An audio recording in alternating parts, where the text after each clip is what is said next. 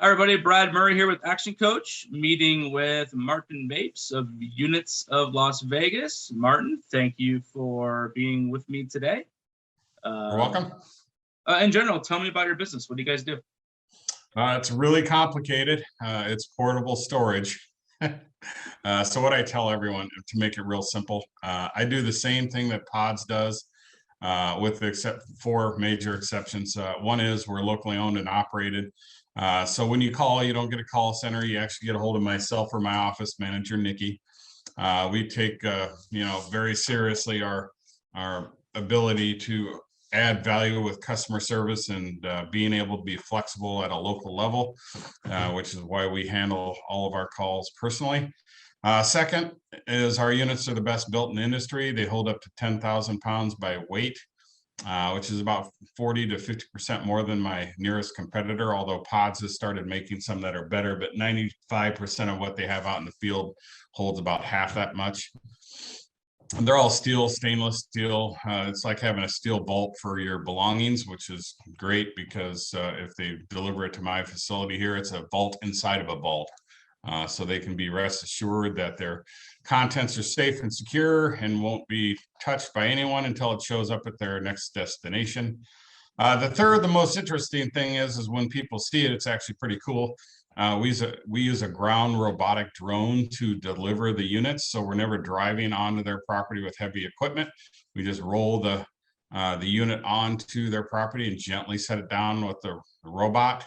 It keeps it level at all times, doesn't shift up their contents, and more importantly, it also doesn't beat up whatever it's sitting on. And a lot of driveways here in Las Vegas are high dollar ones, so it gently sets it down onto hard rubber pads that are on the unit, so it's going to protect everything both inside and out.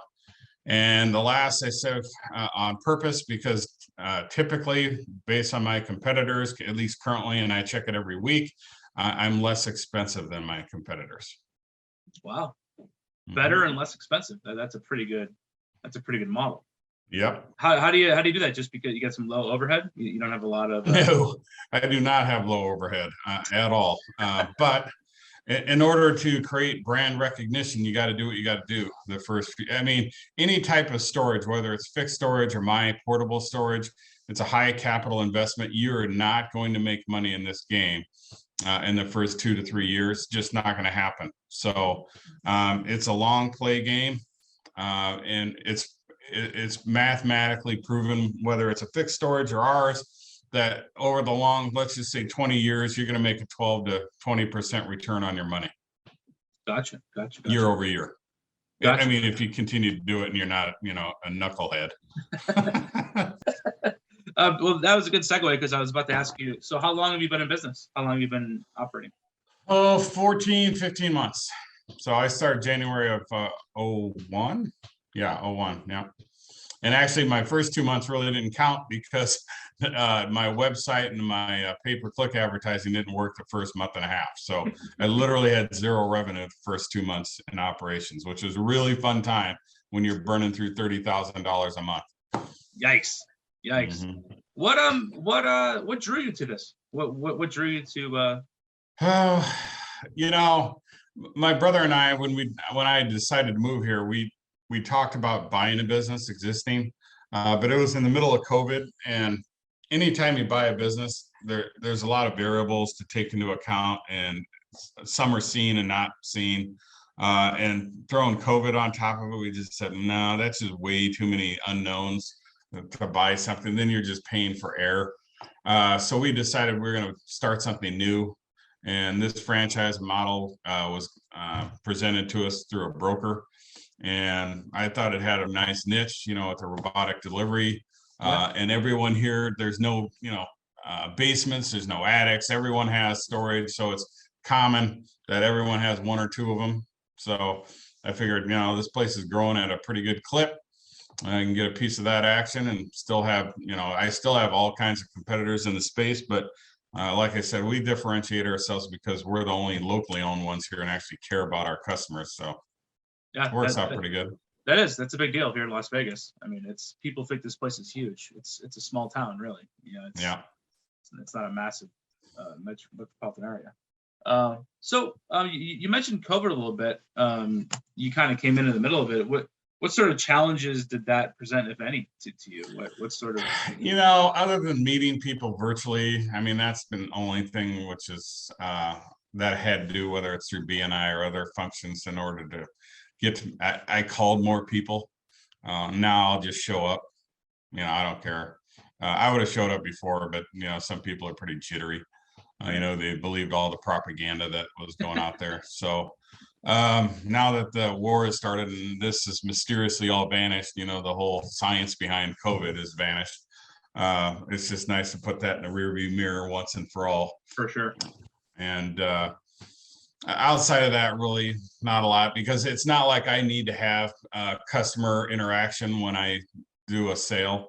I'm outside anyway. It's not like I'm getting within. I only had one person say that I needed a mask. I said, well, I'm outside, I don't need a mask. So no, I'm not wearing a mask outside. I don't know where you're getting your science from, but anyone who told you to wear a mask outside is absolutely not following the science and doesn't know anything about the medical field. So what would you classify as your biggest challenges in 2022? My single biggest challenge will always be my single biggest challenge, which is branding and awareness, brand awareness.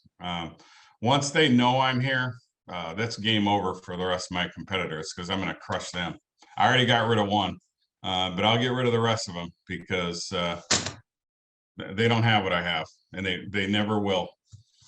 So I welcome it. There's enough room in this area to have competitors, but for the ones who really care about their belongings and their contents and want to have a moving experience or use any of our units for storage purposes and want to actually have a pleasant experience dealing with it, and people who care, they'll call us. They'll figure it out.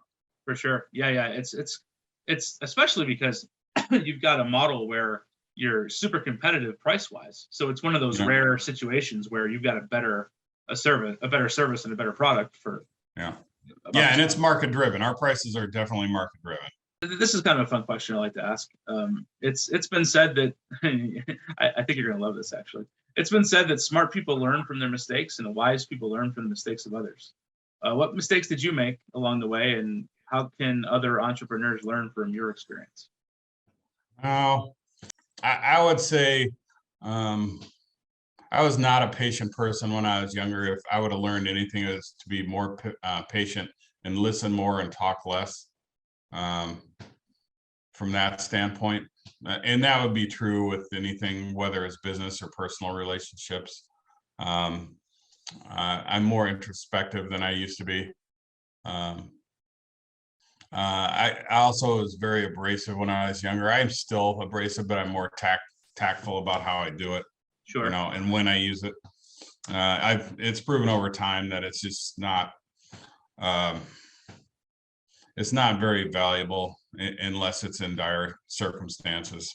Outside of that, yep, I would agree. Can't do it. It sounds like you and I share that. Yeah. Yeah. Is there anything that you'd want to say to promote? Do you have any promotions that you run or anything like that you want to mention? Well, yeah, one of the things that we do here, because we are locally owned and operated, I like to give back to the community. And there's actually two causes that I'm heavily involved in. First is Toys for Tots. I do that all year round. So if someone gives me a new toy, it doesn't have to be anything crazy. It can be a Jack in the Box for all I care, because a kid will like it. And what I do is I give them half off of their initial delivery, which saves them about $40. And then I turn around and I give that $40 to the Wounded Warriors Project. Nice. So we're getting two local charities that do very good things for people here locally. And, it's goodwill. And I'm not looking to gain anything from it, other than that they realize that if they deal with local people, they're going to do that. These other yahoos from, for example, Pods is out of Florida. Pack Rats is out of California.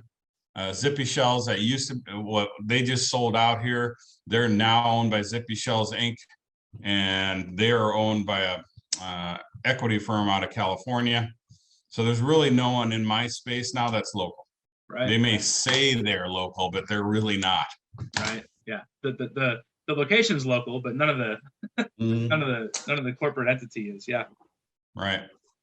That's awesome. Which means another money's going to get pumped back in here other than the salaries they're paying people to work here. That's it. That's about it. No question about it.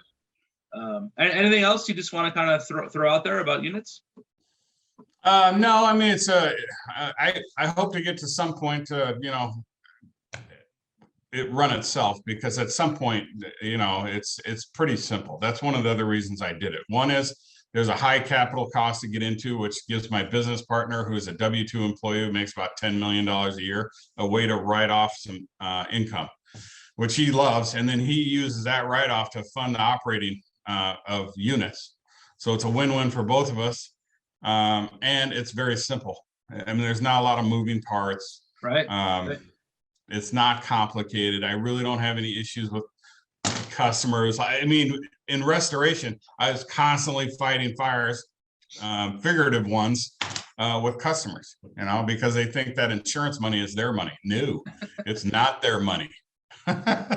It's the insurance company's money that they're using to pay to get their structure to pre-loss condition, which people don't realize. That's another term that they've never heard until I walk into the door. I said, just so you know, we're making this to pre-loss condition. We're not making it new. In some cases that might be true, but if you got a hole in your wall over here that was not affected by the loss, you're still going to have a hole in your wall over there, and we're not paying for it. It's like it's like the guy who gets in a car accident and his front bumper is dented, and he's like, "Oh, we got to paint the whole thing. We got to paint." Yeah.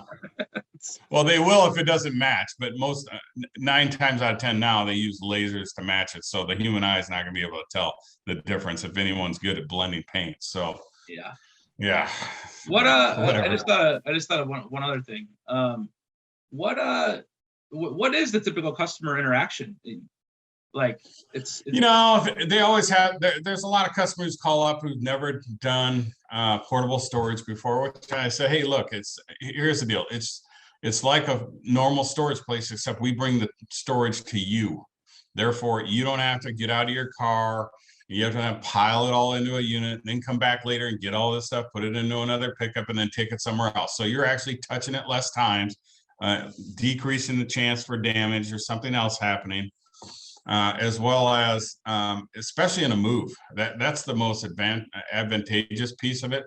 I wish I would have known about this before I moved here and saved $40,000, because I would have just lit all my stuff on fire and saved $40,000 and bought new stuff. But once they put it in one of our steel units, vaults, as I like to call them, it stays exactly that way until it shows up at their new destination. So they don't have to hunt around and figure out where everything is, right, or whether or not someone stole something, or whether or not, something got broken. No, because they get to see it move from right into that unit, from right out of that unit. And it stayed exactly that way when it shows up at their new, home or residence. Right. Are there various, I'm sorry, more questions are popping in my head. Are there various sizes, or are they all the same? I do have 12 foot by 8 foot by 8 foot containers. Typically I don't run a lot of those because it's only a $10 price difference between the 16 foot and the 10. Yeah. And literally the only reason I rent the 12 footers is if their driveway is not long enough to sustain a 16 footer. And I actually, there's some competitors who have 20 foot ones, and I said, well, good luck putting that one in your driveway and not having the HOA or the city or anyone else be all over you for having it, because you can't have it on the sidewalk, let alone in front of the drive. So especially that's a problem. HOA. Yeah, especially HOAs. Oh my God. Those well, and that's the other thing. I inform a lot of HOAs, hey, you want me there versus my competitors, because one, my units aren't going to damage the property it sits on because they have hard rubber feet, and I use a robot to gently set it down. So I'm not dumping it off the back of a flatbed and grinding it into the asphalt like most of my competitors are. And they look good. Yeah, they do. They're a box, don't get me wrong, but there's a lot other shittier ones out here that really look bad that you don't want in front of your house. You're going, ooh, man, that thing looks sketchy. And mine are all weatherproof and critter proof, so nothing's getting in it, weather-wise or insects or otherwise. Nice. Good stuff, Martin. Hey, man, I had a great time chatting with you. This was a great time. Yeah, it was good. I appreciate you. Thanks so much.